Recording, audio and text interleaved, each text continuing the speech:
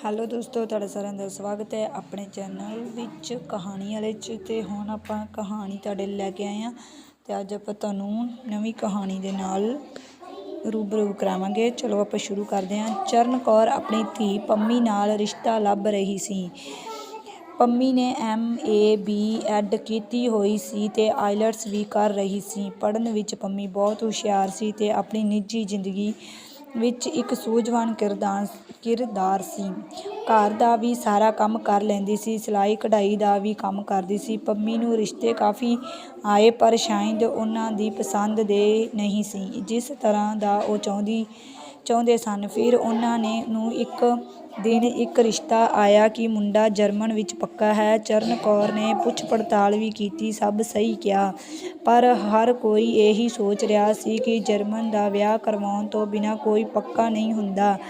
ਉਹਨਾਂ ਲੋਕਾਂ ਵਿੱਚ ਸਾਡਾ ਪਰਿਵਾਰ ਵੀ ਸ਼ਾਮਲ ਸੀ। ਅਸੀਂ ਵੀ ਇਹ ਸੋਚ ਰਹੇ ਸਨ ਕਿ ਹੋ ਸਕਦਾ ਉਹਨੇ ਉੱਧਰ ਵਿਆਹ ਕਰਵਾਇਆ ਹੋਵੇ, ਪਰ ਸਾਡੇ ਘਰ ਵਿੱਚੋਂ ਵੀ ਕਿਸੇ ਨੇ ਉਹਨਾਂ ਸਾਹਮਣੇ ਗੱਲ ਨਹੀਂ ਕੀਤੀ, ਕਿਉਂਕਿ ਹਰੇਕ ਕੋਈ ਆਪਣੀ ਧੀ ਦਾ ਚੰਗਾ ਦੇਖ ਕੇ ਹੀ ਰਿਸ਼ਤਾ ਕਰਦਾ ਹੈ। ਸੋ ਜਿੱਦਾਂ ਚਰਨ ਕੌਰ ਨੂੰ ਠੀਕ ਲੱਗੇ। ਚਰਨ ਕੌਰ ਦਾ ਘਰਵਾਲਾ ਇੰਗਲੈਂਡ ਰਹਿੰਦਾ ਸੀ ਅਤੇ ਸਾਰੀ ਪੁੱਛ-ਗਿੱਛ ਚਰਨ ਕੌਰ ਵੱਲੋਂ ਹੀ ਕੀਤੀ ਗਈ। ਚਲੋ ਵਧੀਆ ਦੇਖ ਕੇ ਪੰਮੀ ਦਾ ਰਿਸ਼ਤਾ ਉੱਥੇ ਕਰ ਦਿੱਤਾ। ਫਿਰ ਇੱਕ ਦਿਨ ਸਾਡੇ ਪਰਿਵਾਰ ਨੇ ਗੱਲ ਸੁਣੀ ਕਿ ਉਹ ਮੁੰਡਾ ਇੱਕ 4-5 ਸਾਲ ਦੇ ਮੁੰਡੇ ਨੂੰ ਪਾਲ ਰਿਹਾ ਹੈ। ਅਸੀਂ ਸਾਰੇ ਸੋਚਾਂ ਵਿੱਚ ਸੀ ਕਿ ਇੱਕ ਕੁਆਰੇ ਮੁੰਡੇ ਨੂੰ ਕੋਈ ਬੱਚਾ ਪਾਲਣ ਦਾ ਕੀ ਸ਼ੌਂਕ ਚੜ੍ਹਿਆ ਹੋਵੇ। ਚਰਨ ਕੌਰ ਨੂੰ ਵੀ ਇਹ ਗੱਲ ਦਾ ਪਤਾ ਸੀ ਅਤੇ ਉਸ ਨੇ ਇਹ ਗੱਲ ਕਹਿ ਕੇ ਟਾਲ ਦਿੱਤੀ ਕਿ ਉਹ ਆਪਣੇ ਚਾਚੇ ਦਾ ਮੁੰਡਾ ਲੈ ਕੇ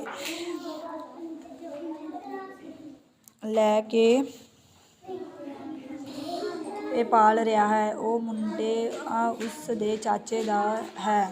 ਬਾਕੀ ਫਿਰ ਸਾਨੂੰ ਗੱਲ ਵਧਾਉਣ ਦੀ ਕੀ ਲੋੜ ਸੀ। ਅਸੀਂ ਕਿਹਾ ਠੀਕ ਆ ਬਾਈ, ਸਹੀ ਹੀ ਹੋਊ ਜੋ ਤੁਸੀਂ ਕਹਿੰਦੇ। 5 ਕੁ ਮਹੀਨੇ ਬਾਅਦ ਵਿਆਹ ਹੋ ਗਿਆ ਅਤੇ ਮੁੰਡਾ 1 ਮਹੀਨੇ ਬਾਅਦ ਹੀ ਬਾਹਰ ਚਲਾ ਗਿਆ। ਕੁੜੀ ਨੂੰ ਕੁਝ ਕੁ ਦਿਨਾਂ ਬਾਅਦ ਹੀ ਦਾਜ ਲਈ ਉਸ ਦੇ ਸਹੁਰੇ ਪਰਿਵਾਰ ਵੱਲੋਂ ਤੰਗ ਕਰਨਾ ਸ਼ੁਰੂ ਕਰ ਦਿੱਤਾ। ਚਰਨ ਕੌਰ ਦੇ ਘਰ ਘਾਟਾ ਤਾਂ ਕੋਈ ਨਹੀਂ ਸੀ, ਪਰ ਉਸਨੇ ਇਸ ਕਰਕੇ ਕੁਝ ਨਹੀਂ ਦਿੱਤਾ ਕਿ ਮੇਰੀ ਧੀ ਨੇ ਤਾਂ ਬਾਹਰ ਚਲੀ ਜਾਣਾ ਏ, ਫਿਰ ਉਹ ਸਮਾਨ ਦੇਣ ਦਾ ਕੀ ਫਾਇਦਾ।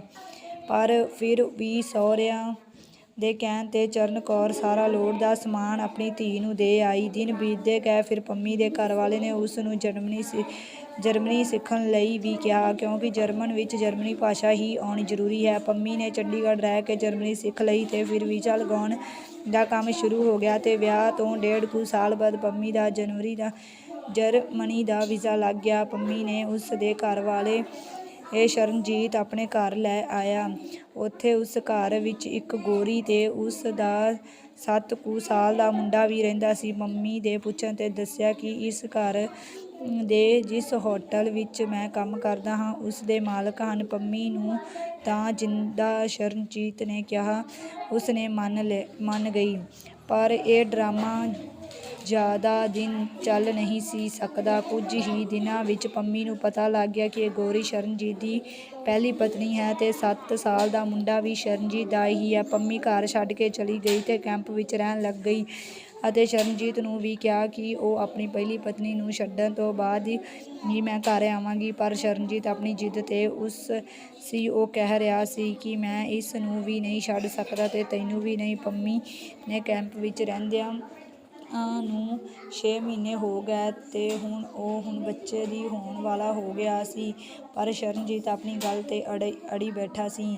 ਕਿਉਂਕਿ ਜੋ ਵੀ ਕਾਰੋਬਾਰ ਚੱਲ ਰਿਹਾ ਸੀ ਉਹ ਸਾਰਾ ਉਸ ਦੀ ਪਹਿਲੀ ਪਤਨੀ ਦਾ ਸੀ। ਪੰਮੀ ਦੇਖਦੀ ਰਹੀ ਕਿ ਸ਼ਾਇਦ ਕੁਝ ਹੱਲ ਨਿਕਲ ਆਵੇ, ਪਰ ਕੋਈ ਹੱਲ ਨਾ ਨਿਕਲਿਆ। ਸ਼ਾਇਦ ਬਗਾਨੇ ਦੇਸ਼ ਕਾਰਨ ਪੰਮੀ ਨੇ ਵੀ ਜ਼ਿਆਦਾ ਕਾਰਵਾਈ ਨਾ ਕਰਨ ਦੀ ਕੋਸ਼ਿਸ਼ ਨਹੀਂ ਕੀਤੀ ਅਤੇ ਘਰ ਵਾਪਸ ਆ ਗਈ। ਅੱਜ ਇਸ ਕਹਾਣੀ ਨੂੰ 8 ਕੁ ਸਾਲ ਹੋ ਗਏ ਹਨ। ਪੰਮੀ ਦਾ ਮੁੰਡਾ ਵੀ 4 ਕੁ ਸਾਲ ਦਾ ਹੋ ਗਿਆ ਹੁਣ, ਪਰ ਅੱਜ ਵੀ ਉਹ ਆਪਣੇ ਘਰਵਾਲੇ ਦੀ ਪਹਿਲੀ ਪਤਨੀ ਨਾਲ ਇੱਕੋ ਛੱਤ ਹੇਠ ਰਹਿ ਰਹੀ ਸੀ। ਰਹੀ ਹੈ। ਇਸ ਦੂਜੇ ਵਿਆਹ ਦੇ ਡਰ ਕਰਕੇ ਹੀ ਅੱਜ ਕੱਲ੍ਹ ਬਹੁਤ ਲੋਕ ਆਪਣੀਆਂ ਧੀਆਂ ਪਰਦੇਸੀਆਂ ਨਾਲ ਵਿਆਹੁਣ ਤੋਂ ਡਰਦੇ ਹਨ। ਪਰ ਕਈ ਕੁੜੀਆਂ ਦੇ ਸਿਰ 'ਤੇ ਸਿਰਫ ਪਰਦੇਸ ਜਾਣ ਦਾ ਭੂਤ ਸਵਾਰ ਹੋਇਆ ਰਹਿੰਦਾ ਹੈ। ਪਰਦੇਸ ਜਾਣ ਦਾ ਲਾਲਚੀ ਇੱਕ ਵਾਰ ਇਨਸਾਨ ਨੂੰ ਇਸ ਤਰ੍ਹਾਂ ਦੇ ਵੱਡੇ ਧੱਕੇ ਖਾਣ ਲਈ ਮਜਬੂਰ ਕਰਦਾ ਹੈ। ਧੰਨਵਾਦ ਜੀ।